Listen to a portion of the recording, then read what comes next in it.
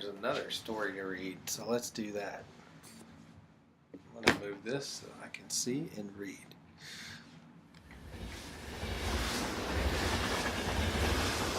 You see that okay?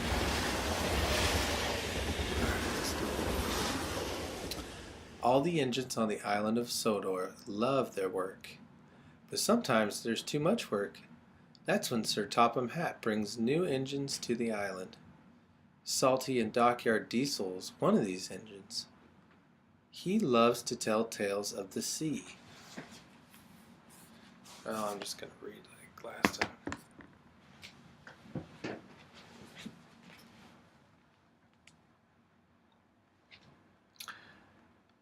We heaved until the old freighter finally caught the tide.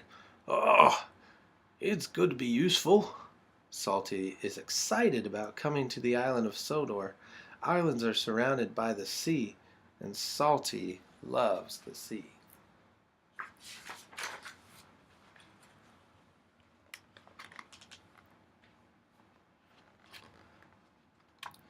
Sorry. Soon Salty arrived at his new job.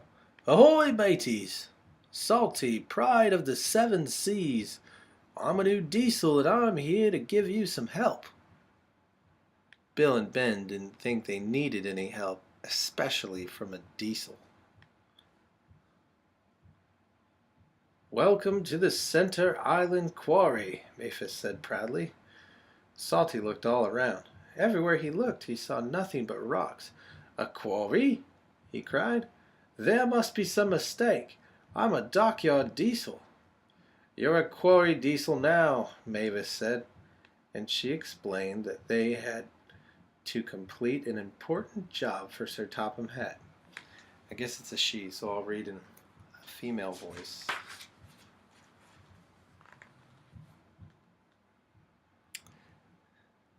Salty was sad that he wouldn't be working by the sea, but he knew that what it meant to be really useful, and he set to work at once. Ah, well, Salty said, at least there'll be trucks. You'd better mind them, Mavis said. They can be a bother. He won't last 5 minutes, said Bill. Those trucks will be up to tip him up soon enough, said Ben. Sorry. But to Bill and Ben's surprise, the trucks seemed to give Salty no trouble at all. Yo ho, and a bucket of prawns. The tiller spins and the captain yawns. Yo ho, and a bucket of prawns. The tiller spins, sang Salty, and the captain yawns, sang the trucks. Thanks to Salty, Sir Topham Hatt's important job was almost done. Ben and Bill were surprised and a little jealous.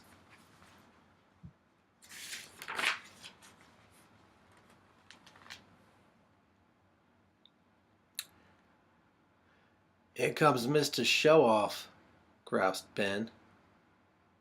You have to admit he's got a knack with those trucks, said Mavis.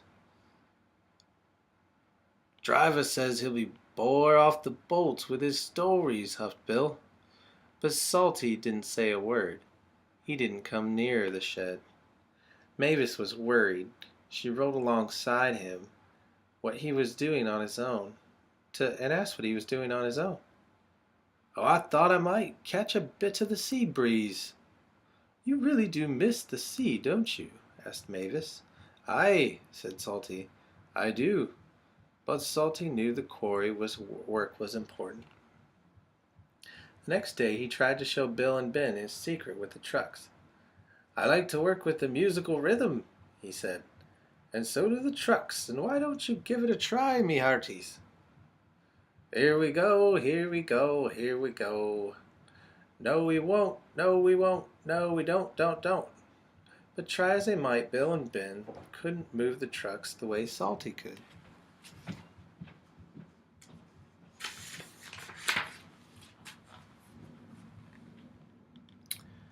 Later that day, Sir Topham Hatt came to the quarry.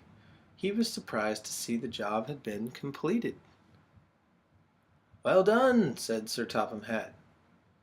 "It was Salty," said Mavis. "We couldn't have done it without him." "Then I've got a bigger job for you, Salty." "Aye, aye, sir. What kind of quarry is it?" "Quarry," said Sir Topham Hatt. "I'm sending you to Brandon Docks." "The docks!" Salty exclaimed. The docks are hard by the sea." "Oh, thank you, sir," he said. "This reminds me of a time in Bimini." And Salty was telling stories again.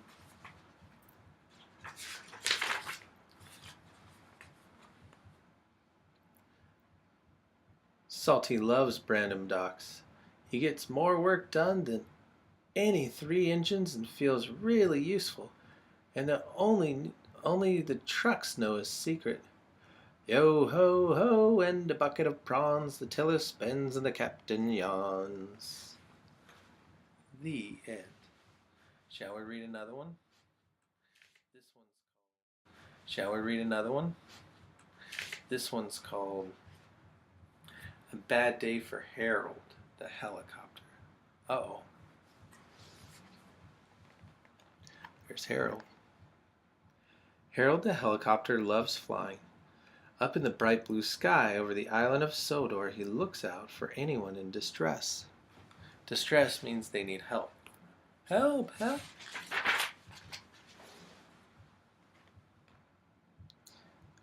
Sometimes he delivers the mail. This makes Percy very cross. "The mail run is done. Is there any more? I can deliver it for you in a jiff. That's what friends are for." "Delivering the mail is an engine's job," said Percy grumpily. Percy has many jobs, but carrying the mail is his favorite. Makes him feel very useful. The next morning Percy was happily pulling the mail train. Must be on time, he chuffed. But up ahead there was trouble with the signal box. It was broken. The signal engineers did not know how long it would take to fix.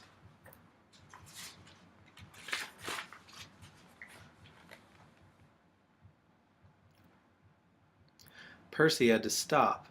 It's not safe for engines to run without signals, but Percy was very upset.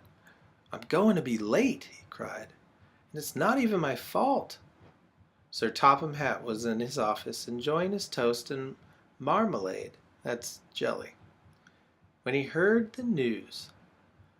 "Percy is stuck on a broken signal. Then Harold must take the mail." Poor Percy was still waiting and still upset. The last time he was held up, the mail was given to Harold. "It made me feel like a really useless engine," he sighed. "Well, the mail must arrive on time," said his driver.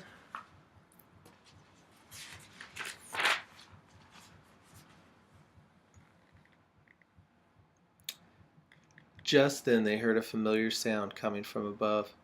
"Hello," said Harold. "Sir Topham Hatt says you need my help. That's what friends are for."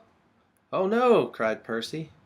But Sir Topham Hatt had made up his mind there was nothing Percy could do. Percy's driver helped load the mailbags into Harold's cargo net. "Maybe we should take the mailbags a few at a time," said Harold's pilot. "They are very heavy." "I'd have to make too many trips, then I'd be as slow as Percy." And so they loaded all the mail on Harold's net at once, and the engineer continued to work on the signal. Just as they finished loading, a signal engineer cried out, "It's fixed," he said.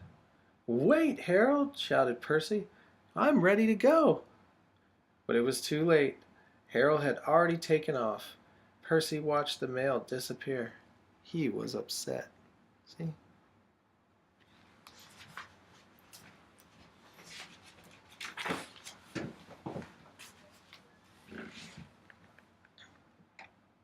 Uh-oh. But then they all heard a strange sound. "Watch out for those trees, Harold," cried his pilot. "My net is too heavy," wailed Harold. "Harold's in trouble," Percy cried. "We must try to help him." "Are you all right?" cried Percy. "Just get someone to pull out of this haystack," sputtered Harold, and Percy did as fast as he could.